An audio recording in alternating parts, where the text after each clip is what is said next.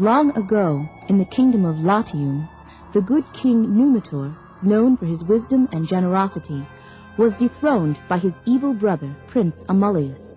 At the same time, Amulius banished Numitor's daughter, the beautiful Princess Sylvia, to the temple of Mars, the god of war.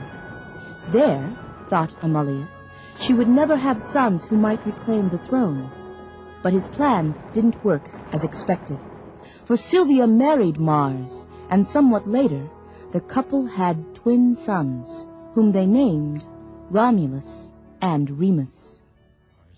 It did not take long for news of the twins' birth to reach Amulius, who immediately ordered 2 of his servants to kidnap the newborns and drown them in the Tiber River. That very night, the 2 men crept into the room where the twins lay sleeping, and once there, began to carry out their terrible mission.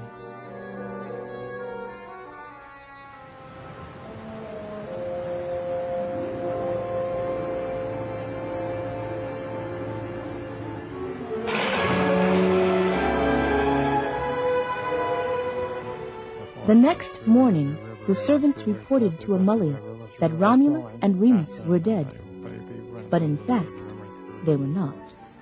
The twins' cradle bobbed and dipped like a tiny boat in the rushing waters, but it did not overturn as expected, nor did it sink. Instead, the cradle eventually came to rest in a clump of rushes. After a while, the babies awakened and began to cry from cold and hunger. Now, as it happened, a she-wolf was nearby that morning and heard the newborns cry. She was curious and went to investigate. The animal was puzzled by these tiny humans, but she sensed their despair, and although she feared people, her motherly instincts overcame her, and she carried the 2 youngsters to her cave, where she reared them as her own. As the months passed, Romulus and Remus grew strong and healthy, and in time they began to venture out farther and farther from their cave.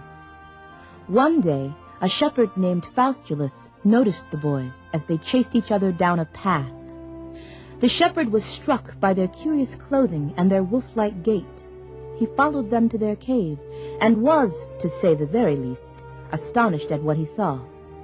Now Faustulus and his wife were childless, so later that night, while the wolves slept, he came to take the youngsters to his home.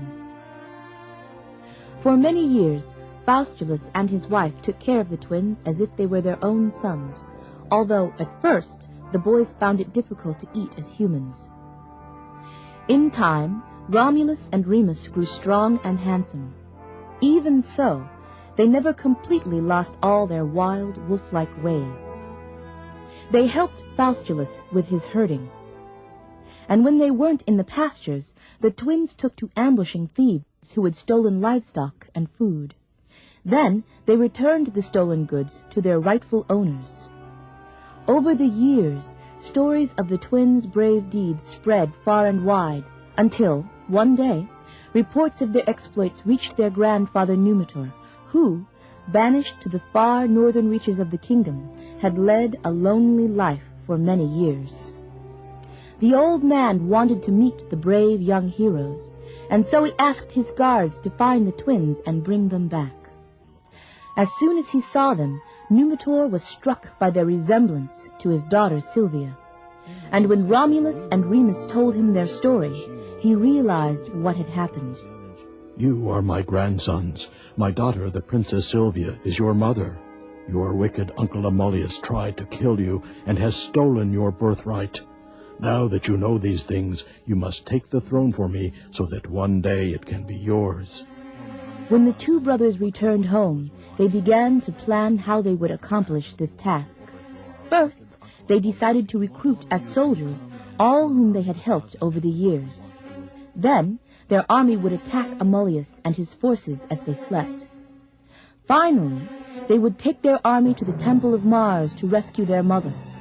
And because Romulus and Remus were cunning and brave, their plan worked.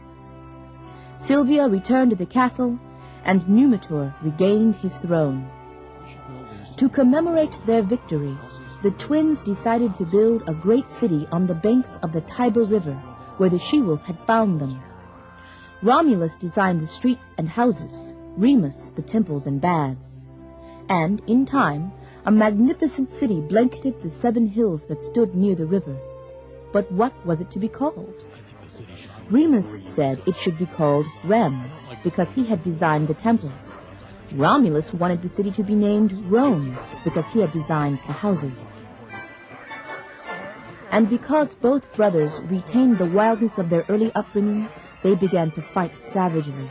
So savagely, in fact, that the fight ended only when Remus lay dead. And so, Rome was given its name.